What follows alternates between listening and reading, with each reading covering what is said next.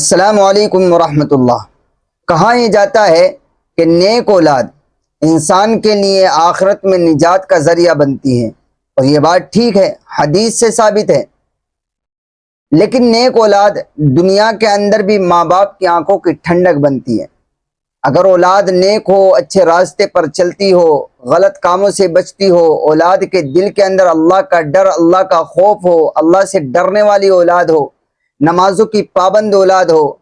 دین کی محبت اس کے دل کے اندر ہو، تو ظاہر ہے ایسی اولاد جب ہوگی تو ماں باپ کا سمان کرے گی،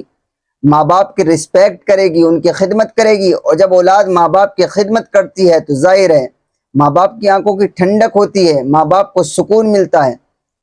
تو نیک اولاد اگر ہو تو وہ دنیا کے اندر بھی ماں باپ کی آنکھوں کی ٹھنڈک، اور آخرت میں تو ماں باپ کے لیے نجات کا ذریعہ بنے گی۔ اس کے اوپر حضرت مولانا اشرف علی تھانوی نور اللہ مرقدہ نے اپنی ایک کتاب تربیت اولاد کے اندر ایک واقعہ نقل کیا ہے۔ حضرت تھانوی لکھتے ہیں کہ ایک بزرگ تھے، ایک اللہ والے تھے، وہ نکاح کرنے کو منع کیا کرتے تھے۔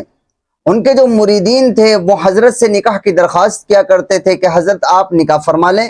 لیکن وہ نکاح کے نام سے غصہ ہو جایا کرتے تھے۔ جیسے ہی کسی مرید نے نکاح کا تذکرہ کیا فوراً غصہ ہو جایا کرتے تھے۔ لیکن ایک دن اچانک ایسا ہوا تو انہوں نے فوری طور پر اپنے مریدین کو حکم دیا، مریدین سے کہا کہ بھی ہمارے رشتے کا انتظام کیا جائے، ہمیں نکاح کرنا ہے۔ اب جیسے ہی حضرت کی زبان سے بات نکلی کہ ہمارے رشتے کا انتظام کیا جائے، کوئی لڑکی دیکھی جائے، ہمیں نکاح کرنا ہے، تو اس موقع پر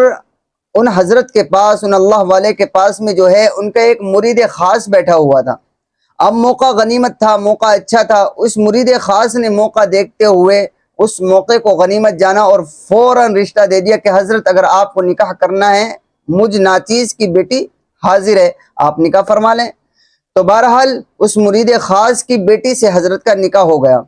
اب جیسی حضرت کا نکاح ہوا، رخصتی ہو گئی، اب زندگی گزرنے لگی، گزرتی گئی۔ اللہ کے نظام کے مطابق ایک بچہ بھی ان کے یہاں پیدا ہو گیا، اللہ تعالیٰ نے انہیں صاحب اولاد بھی بنا دیا۔ اب جیسے ہی صاحب اولاد بنے تو بچہ پیدا ہوتے ہی اس بچے کا انتقال ہو گیا۔ اب جیسے ہی اس بچے کا انتقال ہوتا ہے تو ان بزرگ نے اپنی بیوی سے کہا کہ دیکھو، میں نے جس مقصد کے لیے آپ سے نکاح کیا تھا، آپ سے شادی کی تھی، میرا وہ مقصد پورا ہو گیا، لہٰذا اگر آپ کو دنیا کی خواہش ہے، دنیا اگر آپ کو چاہیے تو میں آپ کو جدا کرتا ہوں، آپ کو میں طلاق دیتا ہوں، اور آپ جو ہے کہیں اور نکاح کر لیجئے اور اپنی زندگی کو گزار لیجئے۔ اور اگر آپ کے دل میں اللہ کی محبت ہے، اللہ اللہ کر کے زندگی گزارنا چاہتی ہیں، تو آپ کو میں اپنے پاس رکھتا ہوں، آپ میرے پاس رہ لیجئے۔ اب چونکہ وہ بیوی بھی ان کی صحبت میں سالوں رہ چکی تھی اور وہ دیکھ چکی تھی کہ اللہ اللہ کرنے کا مزہ اور اس کا ذائقہ کیا ہوتا ہے، اس میں کیا حلاوت ہوتی ہے، تو اس بیوی نے جو ہے منع کر دیا، کہا کہ نہیں، میں اللہ اللہ کر کے آپ ہی کے ساتھ زندگی گزارنا چاہتی ہوں۔ بہرحال زندگی گزرتی گئی۔ ایک دن حضرت جو ہے اپنے خانقاہ میں بے تکلف تھے مریدین کے ساتھ، تو مریدین نے سوال کر لیا کہ حضرت ایک دن تو وہ تھا کہ آپ نکاح کرنے کے نام سے غصہ ہو جایا کرتے تھے، اگر ہم نے کبھی آپ سے کہا بھی کہ نکاح فرما لیجئے تو آپ غصہ ہو جایا کرتے تھے، ہمیں ڈانٹ دیا کرتے تھے، اب ایسی کیا بات ہوئی کہ آپ نے فوری طور پر نکاح فرما لیا؟ تو ان اللہ والوں نے ایک بات کہی اور کہا کہ مسئلہ کچھ اس طرح ہے کہ میں سویا ہوا تھا ایک دن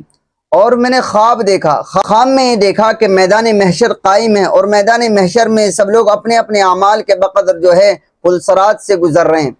کہ میں یہ دیکھتا ہوں کہ ایک شخص ہے جو پلسرات سے گزر رہا ہے اور وہ پلسرات سے گزرتا ہوا لڑ کھڑا رہا ہے، یعنی ایسا لگ رہا ہے جیسے بس اب گرا اب گرا اب گرا۔ اتنے میں ہی ایک بچہ آتا ہے، چھوٹا سا معصوم سا بچہ، اور وہ اس کو جو ہے اس لڑکھڑانے والے آدمی کو ہاتھ پکڑ کر پلسرات سے گزار دیتا ہے۔ کہ میں نے وہاں قریب میں جو افراد تھے ان سے یہ بات پوچھی کہ یہ بچہ کون ہے اور یہ شخص کون ہے، تو مجھے بتایا گیا کہ یہ جو شخص ہے، یہ اس بچے کا، جو بچہ اس کو ہاتھ پکڑ کر لے کر گیا ہے، یہ اس کا باپ ہے۔ اور پورا منظر بتاتے ہوئے انہوں نے کہا کہ یہ وہ بچہ ہے اس انسان کا کہ یہ بچپنے میں انتقال کر گیا تھا، چھوٹی عمر میں انتقال کر گیا تھا، اور اللہ تبارک و تعالیٰ کا قانون یہ ہے کہ جب چھوٹی عمر میں بچے انتقال کر جاتا ہے تو اس بچے کو اللہ تعالیٰ اس کے والدین کی مغفرت کا ذریعہ بنا دیتے ہیں۔ لہٰذا یہ بچہ جو ہے بچپنے میں چھوٹی عمر میں انتقال کر گیا تھا۔ آج جب اس نے پلسرات پر اپنے باپ کو لڑکھڑاتے ہوئے دیکھا تو اللہ نے اس بچے کو اجازت دی اور یہ بچہ اپنے باپ کو ہاتھ پکڑ کر پلسرات سے گزار کر لے گیا کہ یہ فضیلت ہے۔ اب بس اتنا ہی سننا تھا۔ وہ اللہ والے کہتے ہیں میری جیسے آنکھ کھلی میں فوراً بے چین ہو گیا اور میں نے سمجھا کہ اس فضیلت سے تو میں محروم ہوں، لہٰذا میں نے آپ کو فوراً حکم دیا کہ کوئی رشتے کا انتظام کیا جائے اور مجھے جو ہے شادی کرنی ہے۔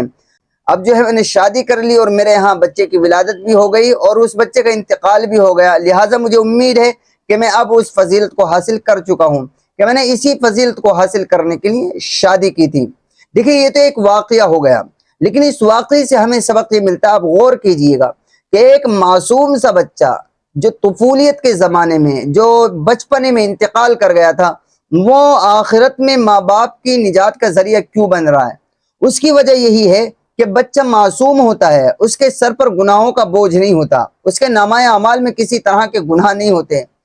معصوم ہوتا ہے، گناہوں سے پاک باز ہوتا ہے، گناہوں سے صاف ہوتا ہے۔ اسی گناہوں سے صاف ہونے کی بدولت اللہ تعالیٰ اس بچے کو اس کی معصومیت کی وجہ سے آخرت میں جو ہے اس کے ماں باپ کی نجات کا ذریعہ بنا دیتے ہیں۔